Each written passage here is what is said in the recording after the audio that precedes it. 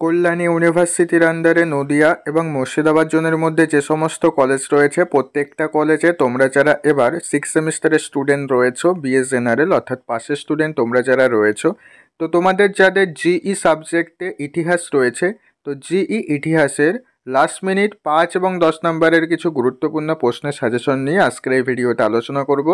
তাই তোমাদের যাদের জিই সাবজেক্টে ইতিহাস রয়েছে তোমাদের জন্য আজকের ভিডিওটা গুরুত্বপূর্ণ একটা ভিডিও হতে চলেছে। তাই প্রত্যেকেই আজকের ভিডিও প্রথম থেকে শেষ পর্যন্ত দেখবে। ভিডিওটা ভালো লাগলে ভিডিওটা অবশ্যই একটি লাইক করে দেবে এবং ভিডিওটা তোমার বন্ধুদের মধ্যেও শেয়ার করে দেবে যাতে তারাও এই সাজেশনের ভিডিওটা পেয়ে যায়। কেমন?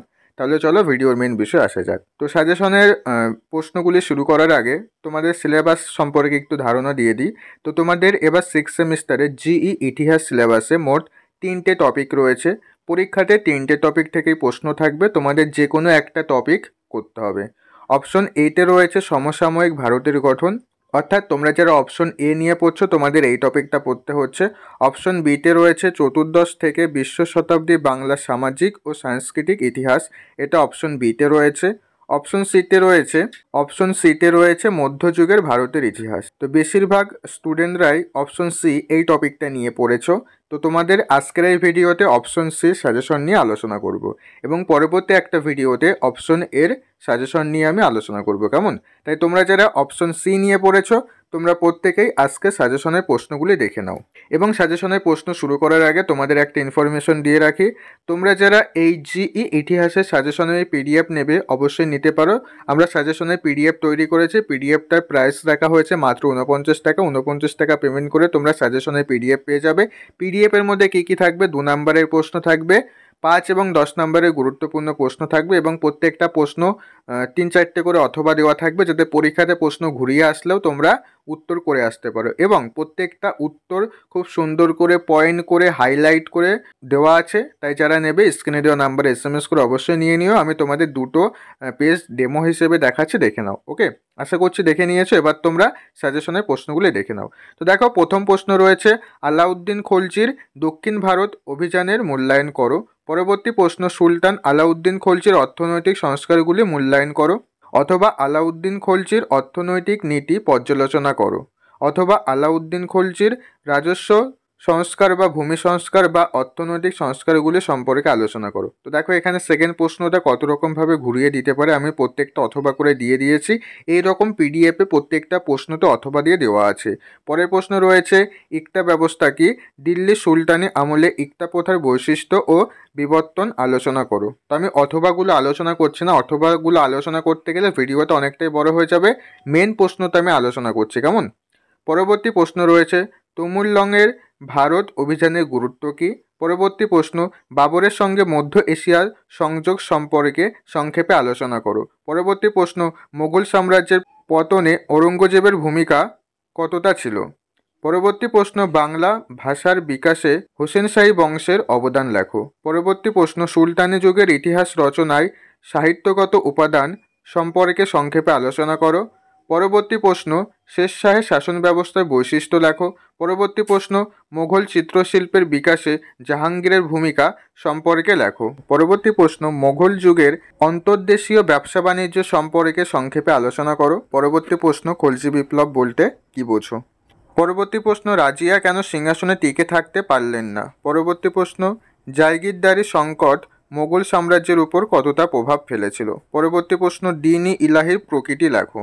পরবর্তী প্রশ্ন মোগল চিত্রশিল্পের বিকাশে আকবরের ভূমিকা সম্পর্কে লেখো।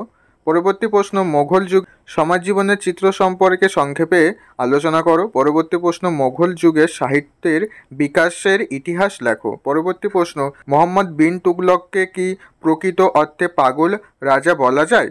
পরবর্তী প্রশ্ন শিবাজির শাসন ব্যবস্থার বৈশিষ্ট্য বর্ণনা করো। পরবর্তী প্রশ্ন ঐতিহাসিক হিসাবে যদুনাথ সরকারের মূল্যায়ন করো। পরবর্তী প্রশ্ন শাহজাহানের রাজত্বকালে মোগল শিল্প ও স্থাপত্যের স্বর্ণযুগ হিসেবে বর্ণনা করা কি যুক্তিযুক্ত? পরবর্তী প্রশ্ন আকবর ও ঔরঙ্গজেবের রাজপুত নীতির মধ্যে পার্থক্য নিরূপণ করো। পরবর্তী প্রশ্ন অষ্টাদশ শতকে ভারতকে কে তুমি কিভাবে ব্যাখ্যা করবে? পরবর্তী প্রশ্ন, তুর্কিদের কাছে হিন্দুরা কেন পরাজিত হয়েছিল? পরবর্তী প্রশ্ন, তুর্কি আফগান যুগে হিন্দু মুসলমানের সাম্প্রদায়িক সমন্বয় ব্যাখ্যা করো। পরবর্তী প্রশ্ন, সুলতানি যুগের ইতিহাস চর্চায় প্রকৃতি প্রকরণ বিশ্লেষণ করো। পরবর্তী প্রশ্ন, দিল্লির সুলতানের পতনের জন্য ফিরোজ শাহ তুগলক দায়ী ছিলেন কি? পরবর্তী প্রশ্ন, সুলতানি যুগের স্থাপত্য শিল্পকলা ও সাহিত্যের পরিচয় দাও। পরবর্তী প্রশ্ন, লোদি বংশের শ্রেষ্ঠ সুলতানকে, তার অবদান কী ছিল? পরবর্তী প্রশ্ন, আফগান ও রাজপুতদের বিরুদ্ধে বাবরের সাফল্যকে তুমি কিভাবে ব্যাখ্যা করবে? পরবর্তী প্রশ্ন, জাহাঙ্গীরের রাজত্বকালে নূরজাহানের ভূমিকা মূল্যায়ন করো। পরবর্তী প্রশ্ন, আকবরের শাসন ব্যবস্থা সম্পর্কে আলোচনা করো। পরবর্তী প্রশ্ন, সমালোচনা সহ মোগল সাম্রাজ্যের পতনের জন্য মানসবদারি সংকটের প্রভাব আলোচনা করো। পরবর্তী প্রশ্ন, আঞ্চলিক রাজ্য হিসাবে মহীশূর রাজ্যের উৎপত্তি আলোচনা করো। পরবর্তী প্রশ্ন, আঞ্চলিক শক্তি হিসাবে অযোধ্যার উত্থান ব্যাখ্যা করো। পরবর্তী প্রশ্ন, তুমি কি মনে করো যে শিবাজির প্রবর্তিত রাজস্ব ব্যবস্থা মুঘল শক্তিকে প্রতিরোধের জন্য প্রয়োজনীয় একটি পদক্ষেপ ছিল? পরবর্তী প্রশ্ন, বাজার দর নিয়ন্ত্রণে আলাউদ্দিন খলজি কী কী ব্যবস্থা গ্রহণ করেছিলেন? তো এই ছিল তোমাদের জিই ইতিহাসের অপশন সি সাজেশন। তো তোমরা যারা অপশন সি নিয়ে পড়েছো, তোমাদের এই প্রশ্নগুলি এবার পরীক্ষাতে আসার মতো ইম্পর্টেন্ট প্রশ্ন রয়েছে।